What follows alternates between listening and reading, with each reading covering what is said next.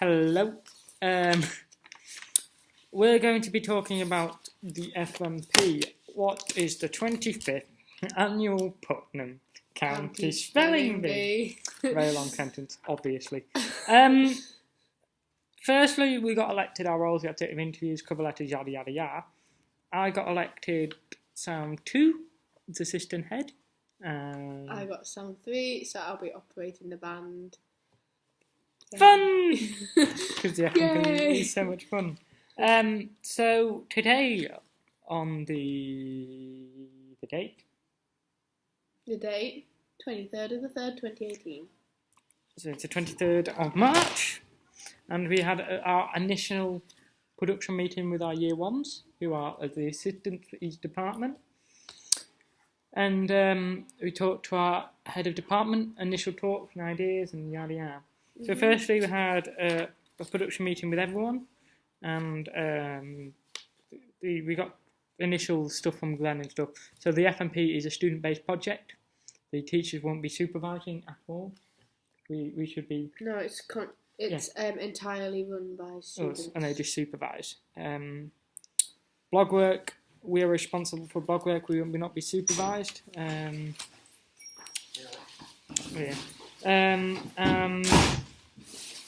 Doing research and blog books. Essentially it. And then Lucy, the production manager, went on about how she wants to run the show this year. And talked about essentially what did she talk about? She talked about how she wants to run the show and what she expects from all of us. So she was saying that she wants all of the team leaders to assign everybody in their team roles and give them jobs. And every time we have any feedback or have any problems, we go directly to our team leader, and then they go directly to Lucy. That's how she wanted to run the production. So last year it worked differently. So we had production meetings every week with everybody, and everyone would be sitting there with Hillary and to talk about their ideas. Like everybody, but she wants to have meetings where it's just the head of department in a meeting, not everybody. So people are not sitting there being bored. I think that that's a good idea in terms of like getting the meeting done, because obviously people interrupt and things, and if you don't need people there that don't need to be there. But like last year, what we did was we went round all the departments, so it was relevant for everybody to be there. And I think if people miss anything, then that's a really bad thing. And so the idea is essentially they have the head of departments do the meeting, and then the head of department come back to their group and feedback to their department. Yeah. Then we went downstairs and talked to our department. There we had Tom McCready, we have Ashford, me, and Jay, complete name, Jay, who's the assistant from year one, who will be maybe running band or mic, we haven't decided. Yeah. So we talked about a lot of the initial things and how the show normally runs and what changes we should do. Talked about Astrid. Talk about me, how great I am. Astrid will be mixing the band. I will. That's a very big job. A big job, very important. It's important. There's very important, because no band, no show. So we were talking about how we wanted to run that. The original idea is we wanted Astrid to mix from the back of the auditorium. I want me to mix behind the audience. Sorry, you wanted to mix. I want to mix stood behind the audience or in the audience or somewhere where I can hear what the audience can hear. Like, I think it's very important because obviously you need to know what it sounds like the PA. Yeah, well, out front of house speakers, you need to know. So I don't see how I can know that if I'm behind stage. So we came to a conclusion that we think maybe for the first tech run, the first show, that she should be there so she can hear it, and then the rest of the show she's behind set to deal with problems from the band. I mean, because we don't have enough people, that's it. If we had another person to sit on band, that would work. Problems are. Sometimes those problems that could be dealt with the band will just carry on playing and it can be dealt with later. Or sometimes there's problems where something messes up and maybe a cable breaks in the middle of the thing or something that needs changing immediately. But if you think about it, if I need to be behind stage constantly to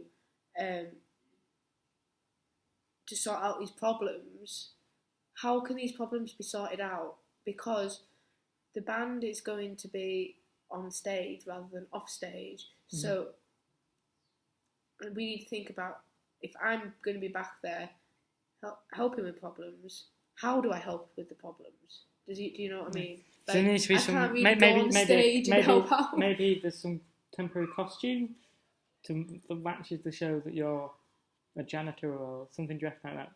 Or you know what I mean? Some shows do that. The dress. I remember a rock concert show. The D-Rig crew got made to wear overalls and white protective suits and massive meth kits. What about?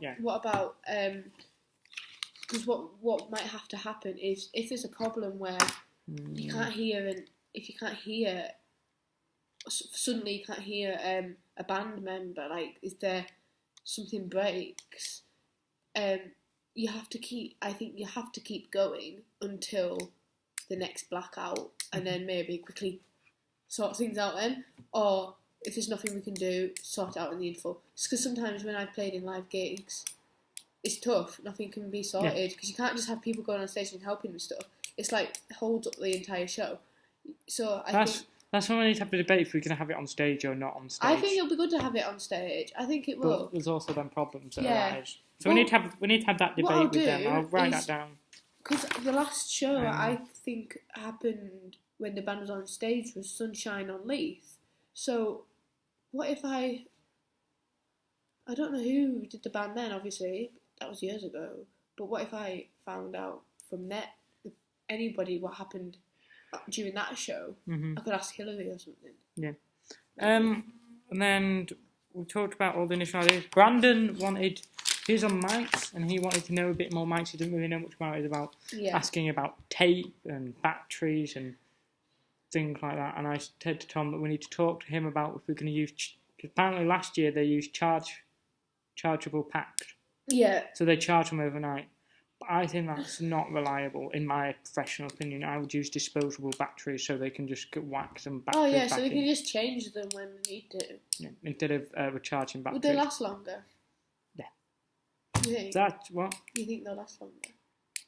Disposable batteries last longer. Disposable batteries, depending on what mics you are, they should last for 3 shows. But I normally switch them after every 2 shows. Because usually when you charge up a battery all night doesn't mean it'll work all night. It could destroy the battery. Yeah, exactly. If you leave it charging longer than it's supposed to be charging. Yeah. But I'm guessing them chargers have it. But anyway, I believe in disposable batteries. That's what we need to have a debate about.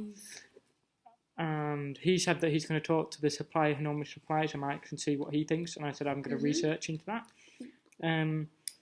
We talked about how we think the operation of the desk and how we normally do it every year. We normally have 2 people running the show, 1 person running QLab and 1 person running the desk. But I believe it should be 1 single person running the whole show because it just creates a whole load of problems. And then this person who's on QLab doesn't really have much to do.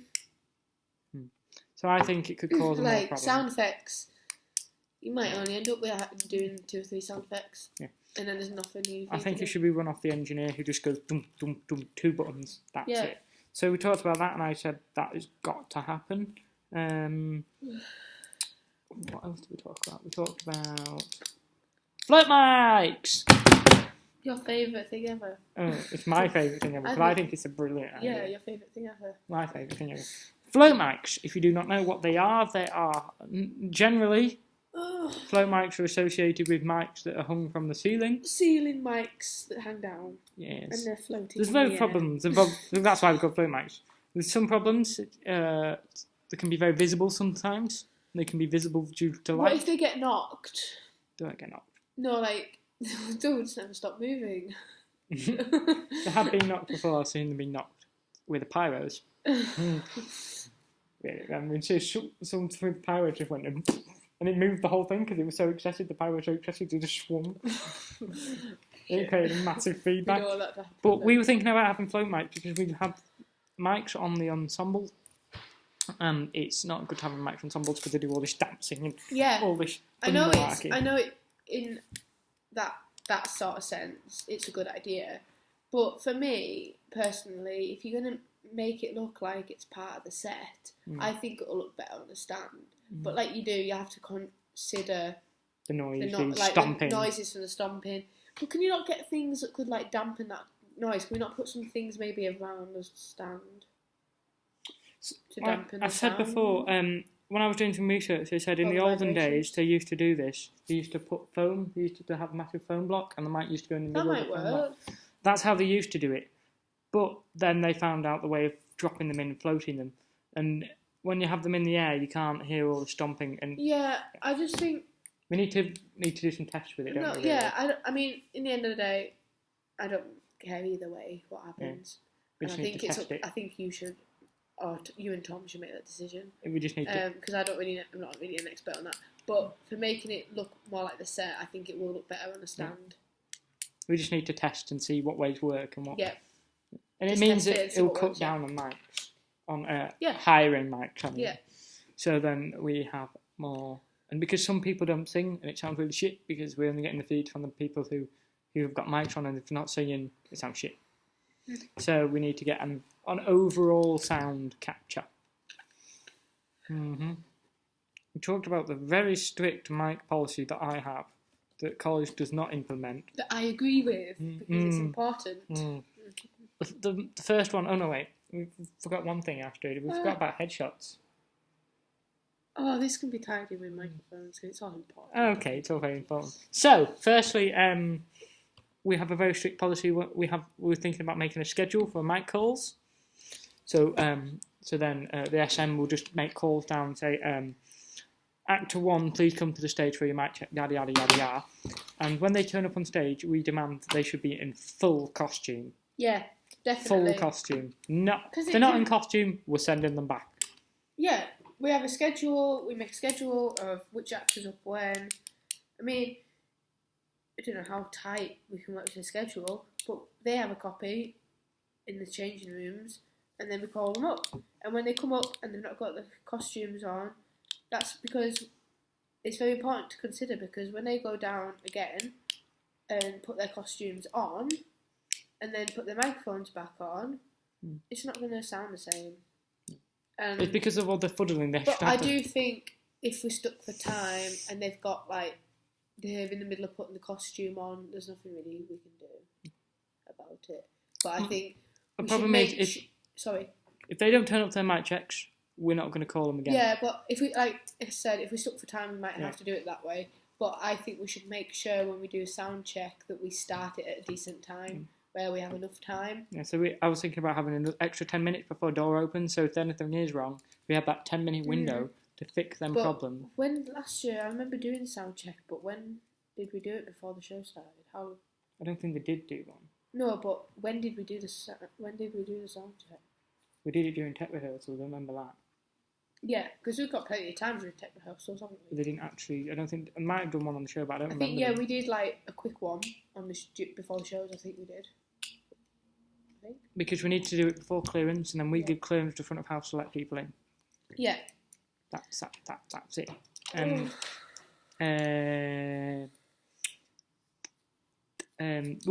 was saying that we're gonna before we even get to the brewery, we're gonna have a mic session with them and tell them all about their strict rules that we have when dealing with this show that I think should be implemented. We're thinking about getting headshots of all the people who have mics, so then when we're on the operator and doing mic checks, we know who the actors Especially are. First we kind of don't really know them. Who the first shows are. We don't really know them. And we don't. I don't actually. I know the second years, but I don't know all their names. And so when the show starts, we won't be calling them by their names. We'll be calling them by their character. That is one rule SM and lighting sound run by, that we call them by their stage name. Yeah. So there's no confusion at all. Because if someone falls ill, somebody plays a character called Bob. Yeah. We'll call them Bob. Yeah. Yeah. And if they fall ill, for instance, and we call them by the normal name. Yeah, because somebody might be filling in for the person who plays Bob, so that means that person will be Bob. The second person will be Bob. So then there's no confusion. Yeah, Bob is still Bob. Yeah. In the end of the day. Whoa. Yes. Let me just check my notes. The show should be pre-programmed on a scene memory. So last year it was busked by the sound engineer. He busked everything, what caused mics to be left on. Yeah. And feedback, if I'm correctly speaking. And I think that's what they did 2 years ago with Made in Dagenham, because I noticed that because I didn't tech for the show, but I watched the show twice. I can't remember who did that. Who did it? I was there, but I can't remember who did it. I don't know. But it might have been Matt. I don't know. A lot of because the thing is, I watched the show twice, and there was one problem that I noticed that never got fixed. And Michael Smithson, he had a line in one of the shows, and he had a microphone, but you couldn't hear him. I went to see the first show, which I thought, it's the first show, any problems are going to get improved upon. But then I went to see the last show, and it was still a problem. They still didn't. This is why I think the show report is going to be a good idea. We can have show reports, I think. Because usually on the first show, if problems go wrong, you think you know what's gone wrong, and then the next shows, you use those problems to improve. But this particular thing, they hadn't done anything about it. So I think, what do you call it? Like busking the mics. Yeah. It's essentially what you do at a live sound isn't it? Yeah. Exactly. It's not suitable for the theatre. Well, it's risky. I mean, you can do it and still do a good job, but it's risky, I think. Mm-hmm. Oh. What now? Oh, it's Windows. My laptop's going to die soon. Sound will not run off comms. That is like a number one rule that we do most. It's because sound will not run off comms. It is. It's because we cannot. When whoever's running the show cannot hear and cannot be cued, and if they be cued, you can't actually hear what's going on. So if something goes wrong, you won't be able to hear it on comms because you've got your contact on. But as an assistant, whoever's assisting the operator will be able to access the comms if they need to, and the SM will be able to contact them via Q-Lite, and they'll put their comms on. Yeah. We talked about, me and Nathan were talking about how we could maybe do a safety announcement, pre-recorded safety announcement for the brewery, and during the interval we're like, at this time we're going to take a 20-minute break and some refreshments in the bar, yada yada. I think what would be cool is if we had like somebody from sound, somebody from lights, stage manager, different people from different departments, maybe one from each department, talking back and forth to each other. It's just like they do that for some shows, yeah. They have pre-recorded comms, pretend comms. One person saying it wrong, and then somebody else going, "Oh, for God's sake, are you ever going to get this right?" And then people start. Because we're thinking for the opening scene is, welcome to the Brewery Arts Centre to this production of the 25th annual Putnam County Spelling Bee. But if someone will say the 25th Putnam, and someone will be like, no, it's the 25th, and there's a massive argument. Yeah, because it's hard to say. And it'd be quite funny. Mixed up, because I always get mixed up. Yeah. We all do. Well, I can imagine, though, if somebody says it the first time, anyway, it's going to get it wrong. I feel sorry for the actors, because they've got to get every single word right for the show. It's because it's a spelling bee, they have to get everything right. Yeah, they have to spell everything right. Spell synergy. So for them, it's like a spelling lesson. Yeah, this whole thing. Spell synergy. Anyway. SYN. Should we try and attempt it? No. We're not going to attempt anything. What does it even mean? I can't remember. That we talk when we do this meeting with actors, we make it stern that do not turn off your mics. Leave the mic on for the whole show, right? Do not talk in the wings because your mic might be switched on when you walk on. Obvious reasons why. Yeah. Do not switch your mic patch with anyone, even if they tell you they can. Obvious reasons why. Only unless you think Only unless the stage manager and the mic manager tells you to do so. Is that everything? I think so. Everything. I'll have a list. We'll check it out. Oh yes, the most important thing of all is that they will be assigned a number, and they have to remember that number. Because so their number is assigned to a pack, to the pack, their mic pack, and so that will be assigned to a channel. So when they come to stage, this is they part will of shout. The schedule as well. So like, their number will be on the schedule. So it'll be like number 1, or the character. So come up and have your sound check. So when they come to the stage, they will shout their number 4. Then we will talk number 4 up. Or number 5. That'd be pack time. Number 4, please. Not a cashing machine. That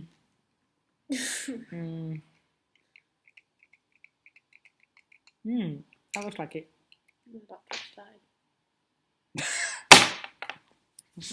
Windows, unreliable, aren't they? Unreliable.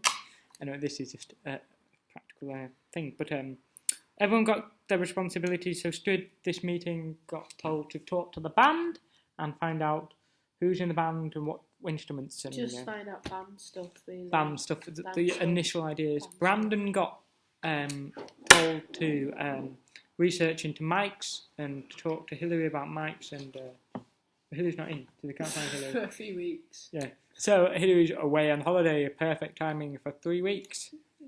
Yay. So we're going to do, and I have to work with Thomas next week and go through the script and start looking at cues. Obviously, everything that I find out for the band, obviously it's important to go to McCready.